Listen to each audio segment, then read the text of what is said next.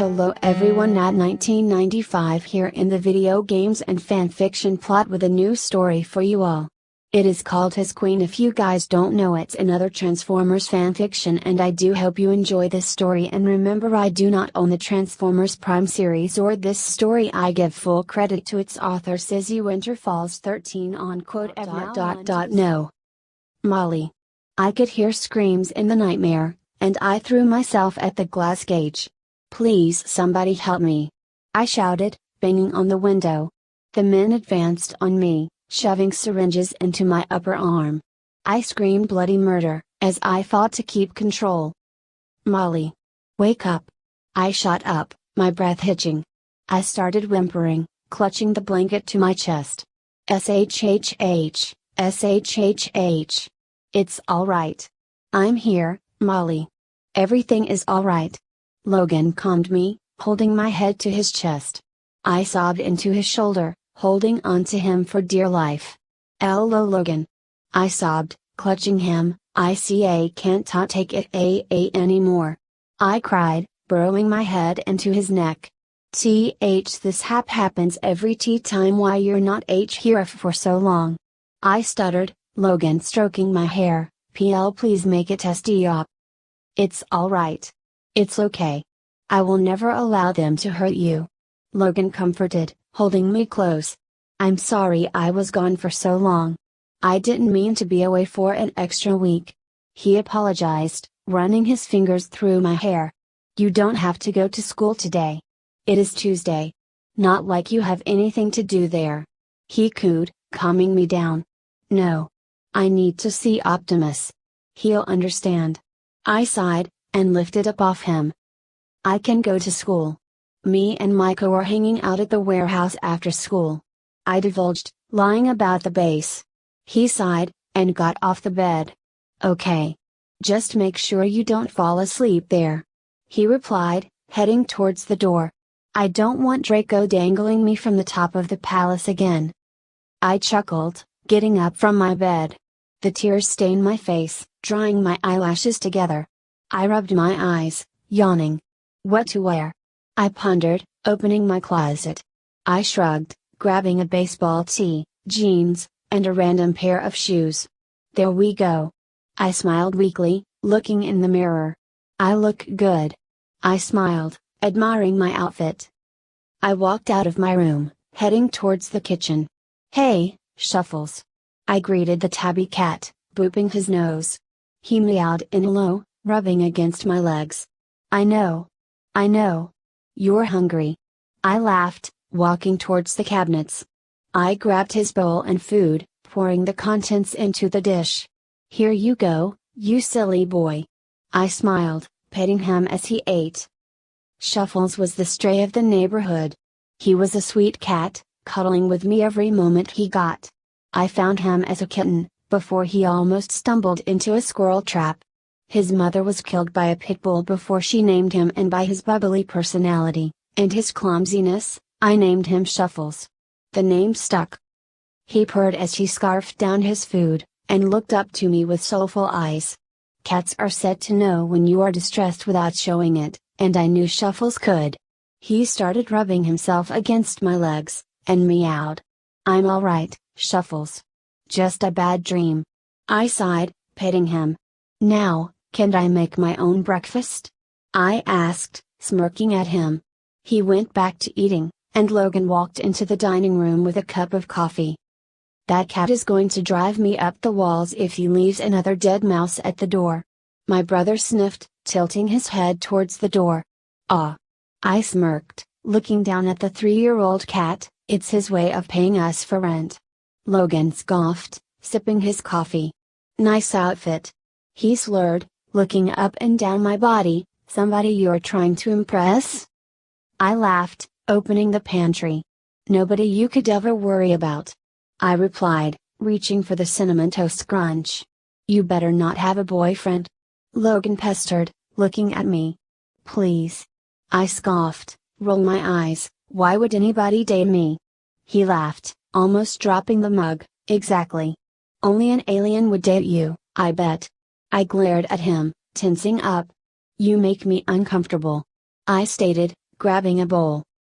He chuckled, sitting down in a chair. Well, I know how uncomfortable aliens make you. I rolled my eyes. That's not it.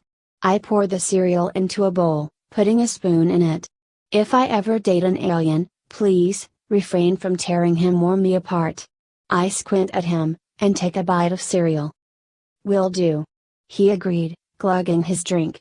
You better hurry to school, he commented, looking out of the window. There was an accident off of 48. Traffic's going to be bad. I nodded, grabbing my backpack, so I will go off-road. Before he could object, I ran into the garage. Hello, beauty. I smiled, looking at my newly cleaned truck. I better tell Optimus that I won't need him to take me to school today. I thought, taking out my phone. I finished the text, sending it. It is still pretty early. He probably hasn't gotten out of base yet. I said to myself, and opened the door to my truck. I put the keys in, and started the ignition. We're off to prison, I sang, and backed up out of the garage. Outside, you have to push a button to get in. Inside, if you have the right tag, it is motion sensor. The garage door went up far enough to let me out, and I got into the driveway. The sun was just rising, and the clouds parted in such a way to let it through. I started humming, and turned from the street, and shifted the drive to four-wheel. I dove into the deep ditch that ran beside the road. The truck bounced with every bump, and my head bobbed with every move. I heard the sirens, and looked up to see the police and ambulance parked next to two collided cars. The drivers were yelling at each other, and the medics had a woman on a stretcher. So sad. I sighed, and drove forward. The traffic stopped, and I drove back onto the road when the school came up. Finally. I groaned, and stopped at the stoplight.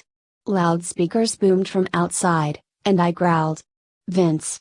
I snarled, rolling the window down. Finally, babe. Been hoping you would show your pretty face. Vince cackled, looking from his stupid custom muscle car. FCK off. I growled, looking ahead. I saw him scowl from the corner of my eye, and a little dull light bulb popped in his head.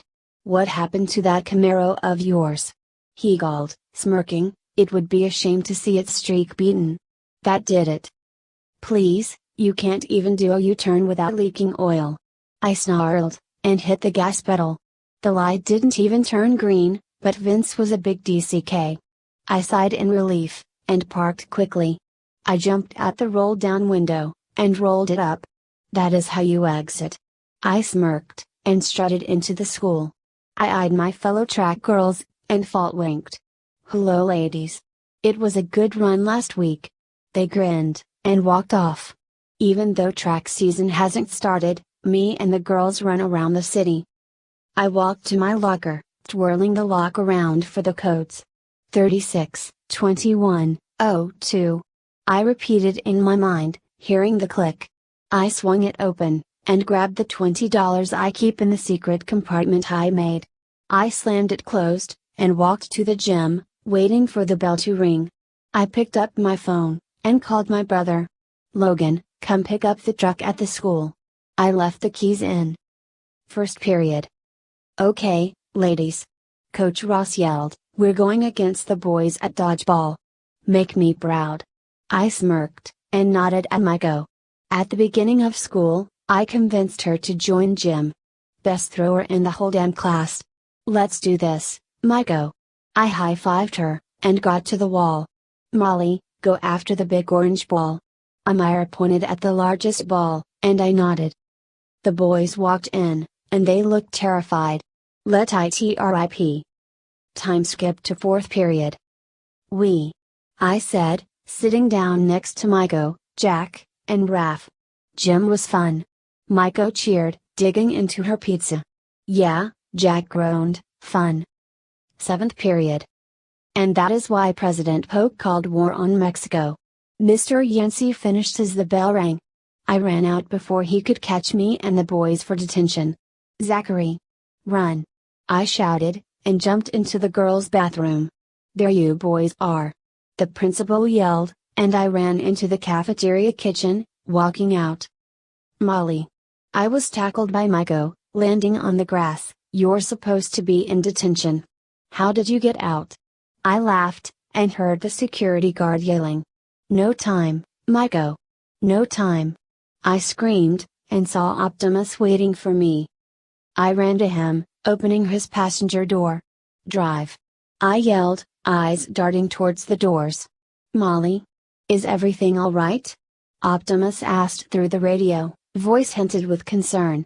Just drive.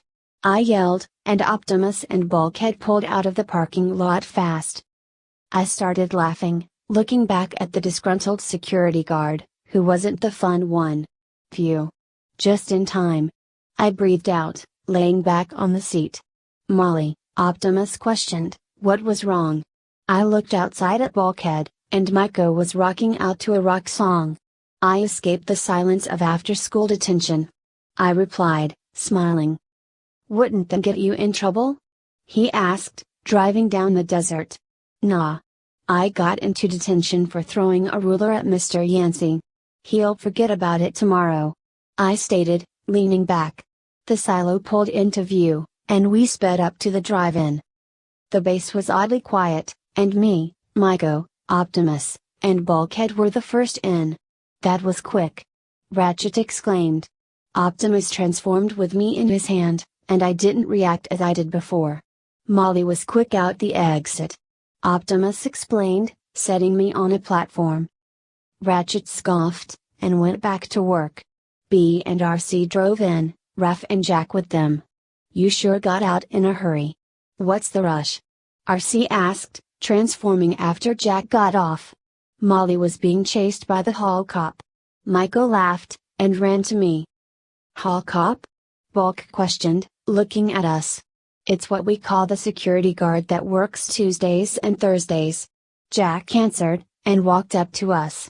I smiled as he walked up the stair, and my eyes wandered to Optimus, pupils dilating just a bit. He'll understand. Right? I sighed, and heard the voice of Mr. Younger Brother himself. Prime. Prime. He shouted, his face popping up on the screen. Ugh, what now? I groaned, looking at him. Special Agent Fowler. Optimus walked up to the screen. How does he not get annoyed by him? I ask myself, confuzzled. To what do we owe he was cut off? What else? Cons. Fowler yelled. I hoped he gave his brothers the files. I thought, leaning in. I chased them off with some hard ordnance, but not before they blew me out of the sky. He explained, and I could tell his jet was in terrible condition. Again? Maiko giggled. I smirked, looking at the man. They tried a smash and grab for the DNGS WTF? I thought, slowly walking forwards. What's it? RC questioned, confused as the rest of us. Dynamic Nuclear Generation System, Fowler said, catching my attention, aka, DNGS. He flipped a switch, showing the cube. It's a prototype energy source I'm porting to the coast for testing. I grinned, flashing my fangs. Did you say, nuclear? I smiled, licking my lips. He froze, glaring at me. Oh, no you don't. He called out, Cobra told me all about how you absorb radiation and use it for an indulging pleasure. I bit my lip, it sends an ice shiver down the spine. I drawled, purring. That's absurd. Ratchet claimed, why would Starscream bother with such primitive technology? Fowler retorted, I'm guessing to make a big fat primitive weapon of mass destruction. If this baby were to melt down, it would irradiate this state and the floor next door. Oh. Did Agent Fowler say what state he's currently in? Raph asked nervously, and I wiped some drool off my lip. Let's hope nowhere near Nevada. I reply, looking at the screen. Fowler started, I'm a sitting duck here, Prime. I need you to spin up your bridge and send the DNGS to its destination before the cons come back to get it. Now that's bad. I'm afraid that sending such a volatile device through a ground bridge is out of the question. Optimus replied, calmly, if there were to be an accident during its transmission, the radiation of which you speak could propagate through the ground bridge vortex and harm all 50 states and beyond. I jerked up, remembering what happened in Chernobyl. Hell to the nope. You got any better ideas? Fowler asked, for once in a calm-mannered tone.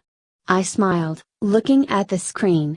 If I think it is what I think it is, then I am all for it. I said excitedly. Optimus, this has had to be the best plan yet. I sighed, putting my legs on his dashboard. The reason you agreed to let me come will never be known to me. I felt Optimus heat up, and I looked to Fowler, who just got in. He rubbed his hands together, a wild look in his eye. He touched the steering wheel, and Optimus stopped him. Ah! Optimus scolded, no need, Agent Fowler. I will handle the driving. I smiled, restraining from laughing as Fowler crossed his arms and huffed, it's gonna be a long trip. He emphasized. Just like a baby. I muttered, snickering. Optimus started his engine, as did the other bots. Autobots, roll out. Optimus commanded, and started driving off the grass. Road trip. I chirped, leaning back. It was beautiful outside. A large mountain range around us, and trees lining the valley. Time to guess where we are. I smiled, examining the landscape. Large mountains, pine forests, narrow valley. I want to say Colorado, but I am usually wrong. I frowned, putting my hand on my cheek. My stomach growled, and I looked down at my starving tum-tum. Great, I'm hungry. I sighed, looking into the forest. I started humming a lullaby. The caretakers at the palace said it was one that my father sang to me when I was first born. I am still not sure. The small time of silence ended with a bang, or, more like a blare. Ah-h-h-h. I screeched, sensitive ears. I clutched my ears, closing my eyes together tightly. Move it, Gramps. I opened my eyes, scrunching up my face. Agent Fowler, is that really necessary? Optimus asked as I almost threw myself onto Fowler. Before I could, Optimus tightened my seatbelt to hold me down. Fowler sat up straight. Don't tell me you're one of those textbook drivers. He huffed, falling onto his seat. I scowled at him, sitting back in the seat. Well, as Molly has told me many times, she has very acute hearing, and she would cause injury to have silence. Optimus responded. I smirked, as William glared at me. Fowler? I asked the agent, looking outside suspiciously. Yeah? He responded, looking at me from the corner of his eye. You really think transporting the device like this would work? I questioned. There are many groups that would love to get their hands on this, like Hydra. I saw him inch, knowing I got a nerve. We have protection, he stated, bluntly. I rolled my eyes at his ignorance, sticking my arm at the window. I started humming again. This time, a song of my own. You know, Fowler said, resting his arm on the door, you're really saving my bacon here, Prime. I smirked, and looked at the radio. I am proud to be of service. Optimus replied, moving a little to the left. Course, Fowler continued, not like I'd need your help if you and the con stuck to tearing up your own corner of the galaxy. I frowned at his almost happy tone, knowing that they would have come either way. Are you suggesting that no evil existed on your world before we arrived? Optimus opined, obviously disbelieving Fowler's statement. I snickered, smirking. He got you there, huh, Fowler? I smirked, earning a glare from him. Well, it was a different evil, he informed, referring to the many battles the government, SHIELD, and unfortunately, society itself, has and is going through. How about some radio? Will said, trying to lighten the mood. You seem like a Nashville Sound kind of guy. I smiled slightly, and jerked up. Helicopter, 4 o'clock. I growled, hearing the blades were behind us. Optimus? Fowler? You do hear the copter, right? I asked, looking out the window. Fowler did the same, and noticed the green chopper in the mirror. That's the one. He confirmed, the con who shot me down. I took notice of the colors, and shook my head. Can't be one. There is a different scent mark on it. Who is it? Fowler motioned. Wingnut? Dingbat? Sky Guy? I almost went into hysterics at the name suggestions, and scoffed. Watch your rear views. Bulkhead comed in from the walkie-talkie on my side of the dash. I grabbed it, holding it away from Fowler's reach. Bulkhead sped up from behind us, with 3 grain cars following him. Well, that rules out Decepticons for sure. They peculiarly don't pick sick green as a color. I demurred, looking behind Optimus's trailer. Feeling a little constricted without the use of my fists here, boss. Bulkhead commented, being trapped in between the 3. Remain in vehicular mode until absolutely necessary. Optimus commanded, speeding up a tad bit. I put my head back in, trying to stay cool. A whole team of cons. Fowler stated, pretty sure about his conclusion. Like his brothers. Will jump to conclusions when he doesn't know what he's talking about. I sighed, eyes darting to the mirrors. The road traveled along a ledge, a large wall running up beside us. What? Ratchet questioned. I'm not picking up anything. They must be utilizing a cloaking technology. Ratchet concluded. Again, jumping to conclusions. I sighed, face bombing. Optimus, one's coming up from the rear. I reported, looking at the mirror. It sped in front of us, blocking B. He tried to avoid it, but it drove back in front of him. SHT. I cursed, and heard yet another engine. How many are there? I pondered frantically, seeing one with 2 passengers pull up beside us. The top opened, and one of the men, wearing a strange alien-like armor, popped up with a huge gun. Pull over! He yelled, aiming it at us. Well, I'll be dipped. Fowler cursed southerly, and I popped my pistol off my utility belt. Our assailants are not Decepticons. Optimus come to base, they're human. Optimus rammed into the car, causing it to explode. Watch it, Prime. I yelled, I am trying not to pull the trigger. Fowler looked so confused, I just loaded another round into the gun. Who are these guys? Fowler asked himself, as I leaned out the window. Autobots, Molly, maintain your cover, Optimus ordered, seeing me aim my pistol, and apply minimal force. Disarmament only. I looked back at the radio, and ducked back in. A car roared beside us, making Bumblebee back in it. The car's weapon master pulled an even bigger gun, and I shot it out of his hands. B rammed him one more time, making him crash onto the wall. That's what I call a disarm. I shouted, pumping my fists. We swerved on the road, keeping on the turns. I kept a straight face, as a Fowler looking like he was going to spew. Could use some air. He gasped out. Optimus lowered the window, and Fowler plopped his head down on it like a lab. I heard a gun click, and I climbed over to Fowler's side. A man was standing up on the car, and jumped onto the space between the cab and Optimus. Oh, no you don't. I declared, and went back to my side, crawling out the window. Molly! Prime shouted, as I crawled to where the man was, get back in. The car got closer, scraping beside us. Prime! Bear right! Fowler shouted, and I jumped into the space. I held on as the man stumbled back. My grip tightened when he got back up, looking at me. Shouldn't a pretty face like yours be working the office? The man mocked, and I growled. Not if I can help it. I snarled, and lunged at him. I right hooked his head, missing. Damn it. He swung his gun at me, but I grabbed it before it smacked my head. I pulled him in, slamming my knee into his ribcage, hearing a satisfying crack. He held his chest, stumbling back. I grinned wickedly, wiping some sweat off my head. A dark hand grabbed him by the neck, and dangled him out. You're going to tell me everything I want to know, Fowler demanded, before the person flew backwards. I scowled, and climbed back to the door. Molly, Optimus bellowed, swerving to the left, that was too risky.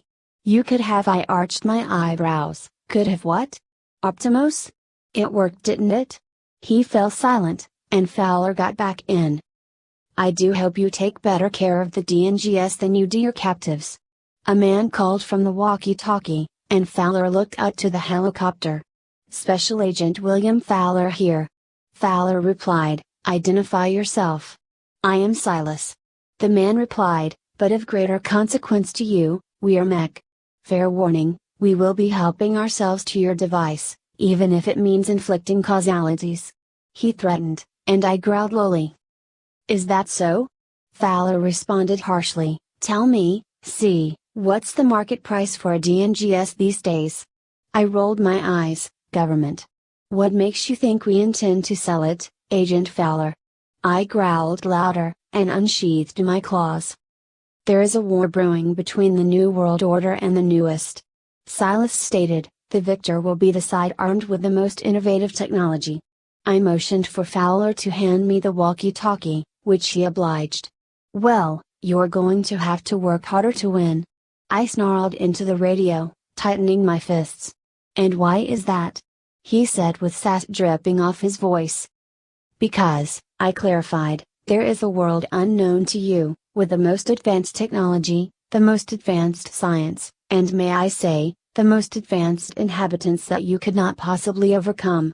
Your kind has tried once, and ended up with your memory wiped of our existence. Believing it was all a fairy tale meant to keep kids in bed. But guess what? I looked out the window, raising my claws, the creatures want their revenge for your sins. I roared, snapping my arm to whip the claws out, and lodging them into the copter's main window. I heard a boom coming from behind the cab, and saw fire. Optimus, they've opened the cab. I yelled, looking at the radio. I handed back the walkie-talkie to Fowler. So, see, you think Mech has the most radical tech? I smirked, hearing the yells of a man. Thanks, RC. I shouted out the window. Later, C. Fowler mocked, getting off the channel.